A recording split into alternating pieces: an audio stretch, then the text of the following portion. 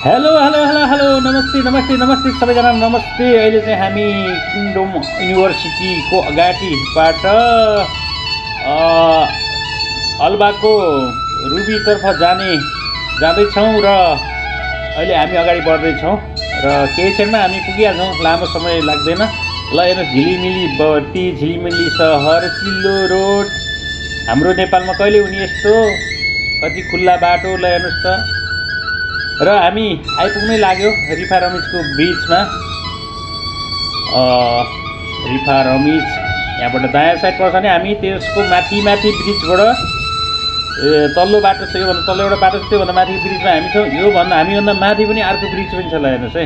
अब यहाँबाट हामी केही क्षणमै रुबी पुग्छौँ र अहिले हाम्रो गाडीको स्पिड कति छ थाहा छ? 140 की स्पिड छ। 140 की स्पिडमा हामी गोलीगा जाँदैछौँ। धेरै टाइम लाग्दैन। अब एकैछिन हो, फेरि भरमा एकैछिनमा हेर्दै जानुहोस् एकैछिनमा पुगिहाल्छौँ हामी अल्बाको सिग्नलको नजिकै रहेको रुबी मार्केटमा हामी जाँदैछौँ र हामीसँग अन्य साथीहरू पनि छ।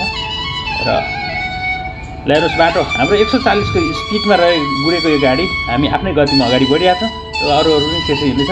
यति राम्रो बाटो, झिलिमिली बत्ती, आहा, जसले पनि कुदाउन सक्छ होला गाडी, तर म त सक्दिनँ है। अब आइपुग्न लाग्यो। एउटा सिधै हाइवे सिधै गयो भने चाहिँ अल्बा सिग्नल हुँदै आजकल जाने बाटो र यता दायाँपट्टि साइडमा लागेर अब माथिबाट चल्छौँ हामी है। सानो ब्रिज छ, त्यहाँबाट माथि चढ्छौँ। त्यहाँबाट चढेपछि चाहिँ हामी कहाँ पुग्छौँ? रुबी मार्केट पुग्छौँ। रुबी मिनी मार्केट हो त्यो, ठुलो होइन। हामी माथिबाट चढ्यौँ। ल सानो ब्रिज माथिबाट चढ्यौँ। उतापट्टि देखेको चाहिँ झिलिमिली बत्तीहरू चाहिँ त्यहाँ सबै तेल प्रशोधन केन्द्र हो। त्यहाँबाट चाहिँ सबै तेलहरू प्रशोधन हुन्छ, के हुन्छ हो।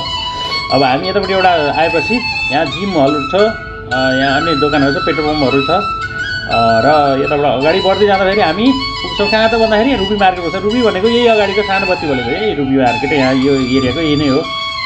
योभन्दा अगाडि आउँदै रहेछ र हामी यताबाट फेरि निस्केपछि यतापट्टि कटेज निस्केपछि यो हाम्रो के भन्छ अरे अल्बाको पहिलो सिग्नल, नयाँ सिग्नल पनि भन्छ। हामी त्यहाँनिर आइपुगेछौँ। ल फेरि अहिले है अल्बाको सिग्नलको त्यो पारिपट्टि देखेको झन्डै पानी जहाज जस्तो बत्ती देखिन्छ नि, पानी जहाज जस्तो देखिन्छ, त्यो सबै तेल प्रशोधन केन्द्र हो। त्यहाँ चाहिँ सबै तेलहरू प्रशोधन हुन्छ र जति पनि पेट्रोल, डिजल